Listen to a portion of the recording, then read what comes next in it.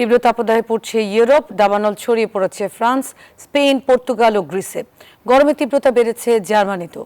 দাবানলের সংখ্যায় দেশটিতে জারি করা হয়েছে ৫ নম্বর সতর্ক সংকেত। এমন অবস্থায় দেশটির নাগরিকদের সাথে বিপাকে পড়েছেন হাজারো কর্মজীবী প্রবাসী বাংলাদেশি। জার্মান থেকে অনামিকা বড়ুয়ার তথ্যচিত্রে ডেস্ক রিপোর্ট। দাবানলে পড়ছে ইউরোপ। গেল ১০০ বছরের মধ্যে রেকর্ড তাপমাত্রার আশঙ্কা করছে জার্মান সরকার। গরমে নাভিশ্বাস উঠেছে দেশটির সাধারণ মানুষের। জার্মানির আবহাওয়া অধিদপ্তর বলছে, চলতি সপ্তাহে আবহাওয়া বেশ উত্তপ্ত থাকবে। গরমের কারণে সবচেয়ে বেশি বিপাকে কর্মজীবী প্রবাসীরা। বান্ডেল থাকলে প্রতি সেনমানিতে টাকা বাঁচবে। বিকাশ সেনমানি বান্ডেল কিনে জিতুন প্রতি লেনদেনে।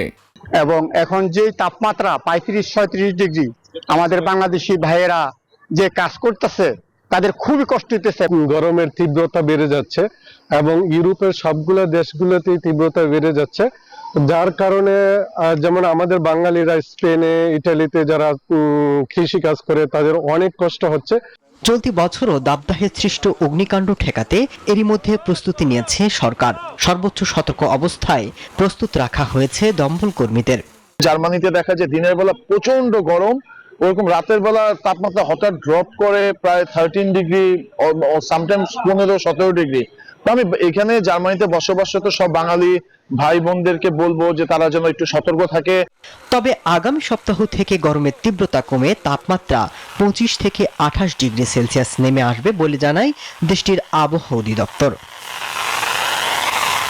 Desk report, news 24।